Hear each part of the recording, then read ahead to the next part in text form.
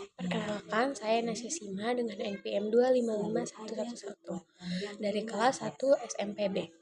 Pada video kali ini saya akan menjelaskan tentang atau mempresentasikan tentang jurnal yang sudah saya bikin dengan judul Kebijakan Kriminal Terhadap Cyberbullying di Era Media Sosial. Di dalam video ini saya akan membahas tentang cyberbullying sebagai bentuk kekerasan cyber dan bagaimana kebijakan di kriminal Indonesia dapat menanganinya. Cyberbullying bukan hanya komentar jahat saja, tapi merupakan bagian dari kejahatan modern yang berdampak serius pada psikologis korban, martabat manusia, dan hak asasi manusia itu sendiri.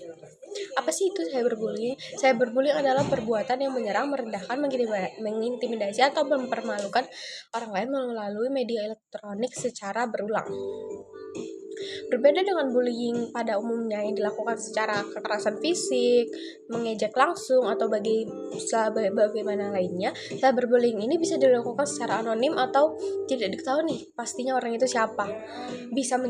Yang kedua bisa menjangkau audiensi yang sangat luas, karena bagaimana yang kita tahu banyak manusia yang menggunakan media sosial di mana-mana, di bagian belahan bumi manapun pasti manusia menggunakan media sosial. Maka dari itu jangkauan untuk cyberbullying ini lebih luas dan korbannya bisa semakin trauma. Yang ketiga, jejak digitalnya bersifat permanen atau tidak akan hilang dimakan oleh waktu.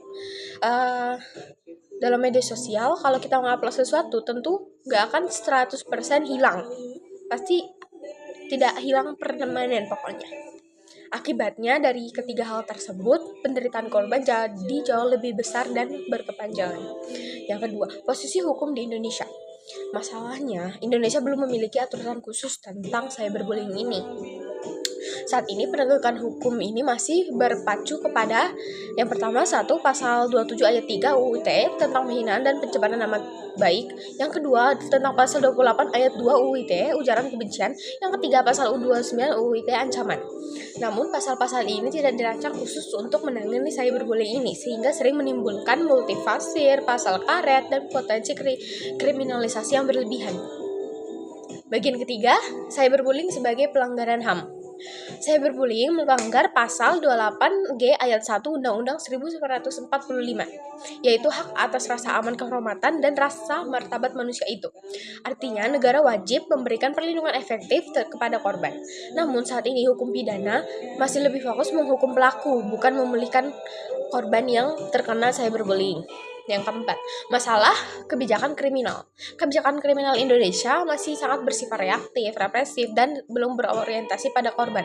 Hukum pidana dijadikan alat utama tanpa dibarengi dengan pencegahan seperti literasi digital dan tanggung jawab dari platform.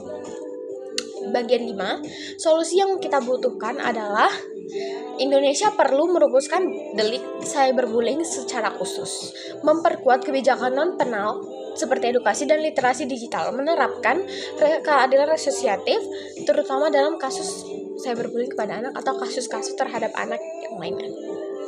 Cyberbullying ini bukan cuma sekedar masalah etika, teman-teman, tapi masalah hukum, HAM, dan kegagalan kebijakan kriminal. Jika hukum tidak berubah, maka korban akan terus berjatuhan dan negara terus gagal melindungi martabat warganya di ruang digital.